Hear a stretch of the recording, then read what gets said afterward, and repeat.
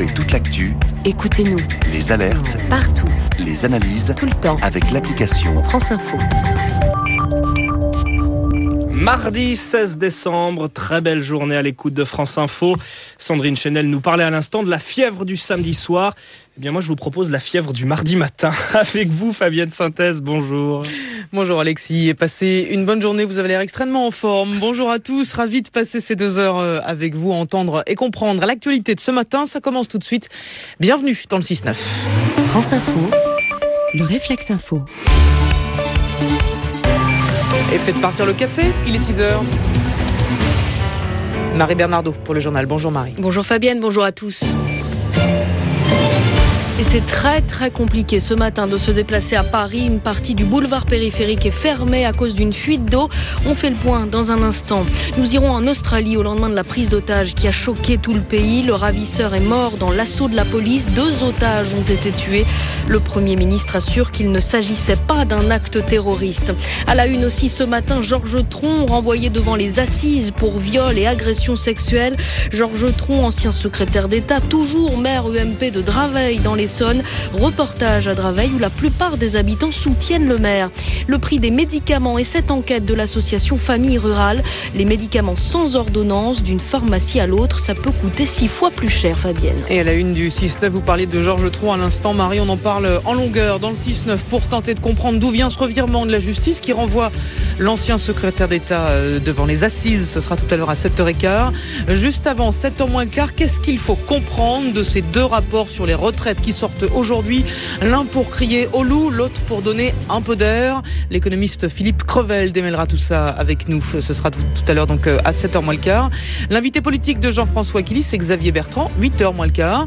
Et puis juste après votre journal Marie, je vous emmène dans les tranchées de la guerre de 14 avec des gamins fusils en main, sauf que ça s'est passé cette nuit. Je vous en dis pas plus, mais restez pour ce drôle d'outil pédagogique qui va vous étonner. Et vous nous emmènerez aussi à Météo France. Oui, là ce sera beaucoup moins réjouissant. C'est encore une journée bien grise et bien humide sur quasiment les 3/4 du pays. Seule la région méditerranéenne, comme d'habitude, va tirer un peu son épingle du jeu. Les températures, un peu les mêmes qu'hier. 2 à 8 pour le pire, 11 à 16 dans le sud-est.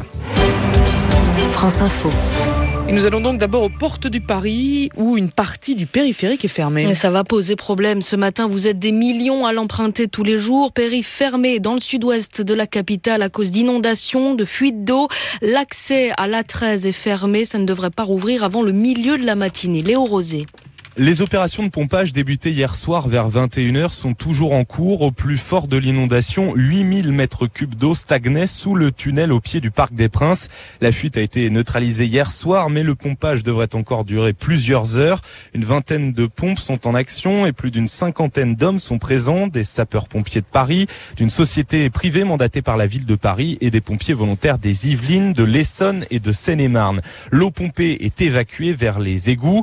Une grosse pagaille est attendue ce matin dans l'ouest parisien. La circulation est coupée sur le périphérique extérieur de Porte de la Muette à Porte de Saint-Cloud et en intérieur de Quai d'Issy à Porte de Passy. Porte de Saint-Cloud, Raymond Albuy, Léo Rosé, France Info. En Australie, c'est un homme au passé violent, extrémiste, un homme instable mentalement qui a terrorisé le pays hier. Son nom, Man Aaron Monis. Il a pris 17 personnes en otage dans un café de Sydney. Ça a duré 17 heures. 17 heures à l'issue desquelles la police a fini par donner l'assaut. Il est mort dans la fusillade. 2 otages ont aussi été tués. C'est vous, Élodie Largenton, qui avez suivi cette prise d'otage pour France Info. Vous êtes en Australie, en direct. Le Premier ministre, Tony Abbott, refuse de parler d'actes terroristes aujourd'hui. On a frôlé une attaque terroriste. Ce sont les termes employés ce matin par le Premier ministre australien Tony Abbott. On a beaucoup parlé lors de la prise d'otage de ce drapeau noir brandi devant les vitres du café sur lequel était inscrite la profession de foi de l'islam. On a appris depuis que l'une des revendications du preneur d'otage était qu'on lui apporte un drapeau de l'État islamique. Mais donc, pour Tony Abbott, l'assaillant Man Aaron Monis cherchait ainsi à se cacher derrière le symbole meurtrier de l'État islamique. Il est instable mentalement, préfère retenir le Premier ministre.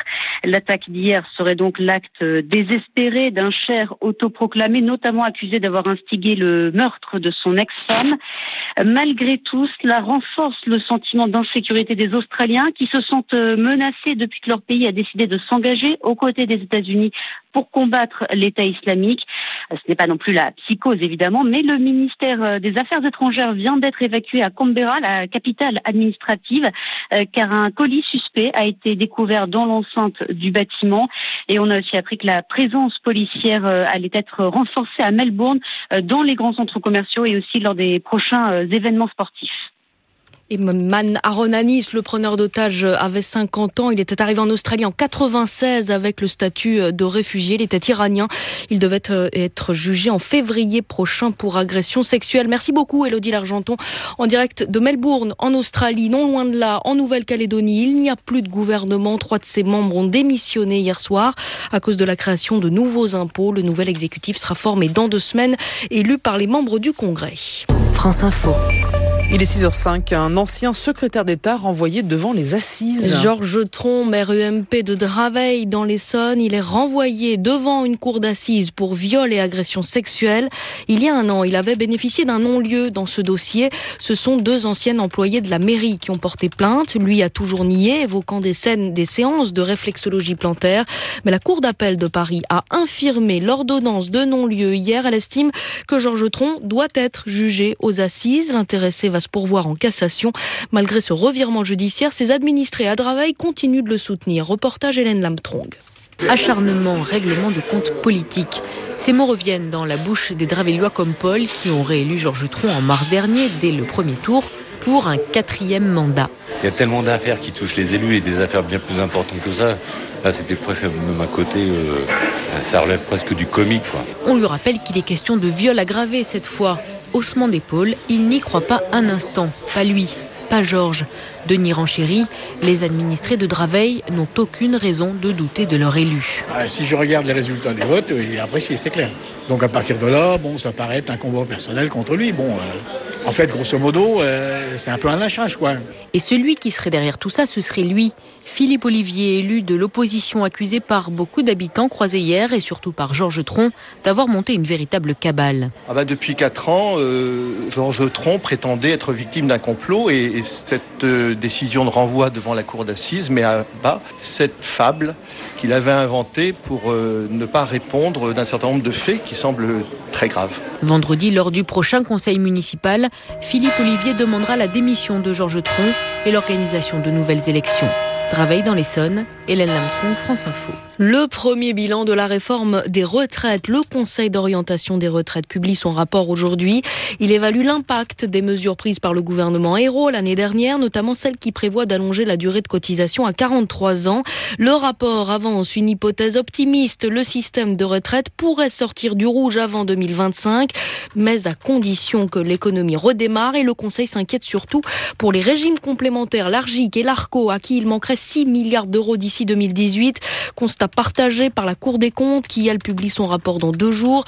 La Cour estime qu'il faudrait encore repousser de 2 ans l'âge de départ à la retraite pour redresser les comptes des régimes complémentaires. On en vient au prix des médicaments. Les médicaments en accès libre, ceux que vous pouvez acheter sans ordonnance, d'une pharmacie à l'autre, d'un site internet à l'autre. Les écarts de prix se creusent. Constat que dresse l'association Famille Rurale. Elle s'est penchée sur les tarifs d'une 15aine de médicaments. Explication Sophie Auvigne. Bien malin celui qui déniche les médicaments en accès libre au meilleur tarif. Ils ne sont pas tous au même endroit. Une pharmacie peut à la fois vendre un médicament à prix plancher et un autre à un tarif exorbitant. Les écarts vont de 1 à 4 et même de 1 à 5 sur Internet d'un site à l'autre. Et les enquêteurs de Famille Rurale ont eu beau chercher, on ne comprend pas bien pourquoi. Mais en comparant les prix, le consommateur peut économiser jusqu'à 6 € sur une boîte. Encore faut-il avoir toutes les étiquettes en tête, puisque les produits en accès libre n'ont plus de vignette et bien souvent à la pharmacie, le ticket de caisse ne mentionne pas le détail des achats. En tous les cas, en règle générale, il y en a quand même une. Les produits placés devant le comptoir du pharmacien sont moins chers que leurs frères jumeaux à l'arrière sur les étagères. Le patient a donc tout intérêt à se servir lui-même. Sophie Auvigne. Les anciens salariés des chantiers navals de Saint-Nazaire viennent d'obtenir gain de cause. Le Conseil des prud'hommes attribue eu à 38 d'entre eux 6 000 € de dommages et intérêts parce qu'ils ont été en contact avec de l'amiante. Ils ne sont pas malades, mais cette décision est prise au titre du préjudice d'anxiété. Les maladies causées par l'amiante peuvent se déclarer jusqu'à 40 ans après y avoir été exposées. Éviction express hier au sein de l'UMP. À peine nommée, Fatima Alaoui a dû prendre la porte hier. Elle était secrétaire nationale chargée de la formation professionnelle au sein du parti dirigé par Nicolas Sarkozy. C'est la vice-présidente Nathalie Kosciusko-Morizet qui avait suggéré son nom. Mal lui en a pris. Fatima Alaoui appartient à un micro-parti d'extrême droite affilié au Rassemblement Bleu Marine de Marine Le Pen. Fatima Alaoui a donc été démise de ses fonctions dans la journée. Yannick Falt. Il y a eu clairement une erreur, il fallait que tout soit réglé très vite, explique l'entourage de Nicolas Sarkozy. Très vite pour éviter d'entretenir l'ambiguïté, le président de l'UMP a prévenu ce week-end, il n'y aura pas d'alliance avec le FN au plan national comme régional ou local. Toute personne qui franchirait la ligne rouge devra partir. Personne ne savait que Fatima Alaoui s'était rapprochée du FN. C'est un coup de malchance qui entretient le buzz négatif, potentiellement désastreux en termes d'image, reconnaît un cadre du parti qui estime que la séquence est au final positive. 1, ça a permis à Nicolas Sarkozy de lancer un avertissement clair avant les cantonales de mars prochain. 2, il a pu tester sa stratégie des paravents, porte-parole, secrétaire nationaux, secrétaire général, vice-président. Il y a plusieurs lignes avant de l'atteindre et là, c'est Nathalie Kosciusko-Morizet qui a dû gérer. C'est elle qui s'est entretenue avec Fatima Alaoui. C'est elle qui a signé le communiqué, mais en coulisses, c'est Nicolas Sarkozy qui a manœuvré. Nicolas Sarkozy qui a peut-être écouté le discours de François Hollande. Hier, le chef de l'État a inauguré le musée de l'immigration, ce que s'était refusé à faire son prédécesseur. François Hollande a vanté l'apport de l'immigration. Il ne faut pas, dit-il, laisser la place vide pour des discours qui instrumentalisent la peur de la dislocation. Et il s'est prononcé une nouvelle fois pour le droit de vote des étrangers aux élections locales. Aujourd'hui, ils seront à Boulogne-sur-Mer et à Lens pour lancer un chantier de rénovation urbaine. Un nouvel élan, dit l'Élysée, à la politique pour les quartiers défavorisés. Le football, un résultat de Ligue 2 d'abord, fin de la 17e journée. Hier soir, victoire de 3 contre Nîmes, 2-0, ce qui permet à 3 de se hisser à la 2e place du classement devant Brest et derrière Dijon. Ce soir, début des 8e de finale de la Coupe de la Ligue, Bastia-Caen à 18h avant Nantes-Metz à 21h. Et on poursuit notre tour d'horizon des 15 candidats au titre de sportif Radio France de l'année. C'est vous qui choisissez en votant sur notre site internet franceinfo.fr. Après le nageur Florent Manoudou, hier, on s'arrête ce matin sur Pauline Ferrand-Prévot, inconnue du grand public il y a encore quelques mois. En septembre, elle est devenue championne du monde de cyclisme sur route. C'était à Ponferrada en Espagne. Sébastien Hazard. À 100 mètres de l'arrivée dans ce fameux sprint, c'était quand même mal embarqué. Devant elle, des concurrentes. Sur sa droite aussi et sur sa gauche, les barrières de sécurité. Pauline Ferrand-Prévot a d'abord tenté de déborder ses rivales le long des barrières. Elle a finalement réussi à se frayer un passage de l'autre côté. Tant mieux, 19 ans que la France attendait ce moment. Et le 27 septembre dernier, sur le circuit de Ponferrada en Espagne, Pauline Ferrand-Prévôt est devenue championne du monde. J'ai dû demander au moins 10 fois, est-ce que c'est moi ? Je pensais pas que ça pourrait m'arriver, donc c'est pour ça que j'ai été aussi très surprise. Le cyclisme féminin français va être beaucoup plus crédible, notamment en France. Après, on a beaucoup de détracteurs aussi, donc c'est un petit message pour eux. L'avoir porté ce célèbre maillot arc-en-ciel n'a rien de surprenant, même si elle n'a que 22 ans. Elle gagne tout depuis ses débuts, souriante, sauf lorsqu'elle parle de Jeannie Longo. Là, elle devient tranchante. Pauline Ferrand-Prévot reproche à l'ex-star du cyclisme féminin de ne rien avoir transmis aux jeunes et de les avoir méprisés. Son succès, à elle, n'a pas dépassé encore le monde du cyclisme, mais ça pourrait changer. Boulimique de vélo, elle n'a jamais voulu choisir entre course en ligne et VTT. Son objectif, être présente, si possible, sur le podium dans les 2 disciplines lors des prochains Jeux Olympiques de Rio en 2016. Et vous avez jusqu'au 31 décembre pour voter, pour choisir votre préféré parmi les 15 candidats au titre de sportif Radio France de l'année. L'adresse, vous la connaissez, c'est franceinfo.fr.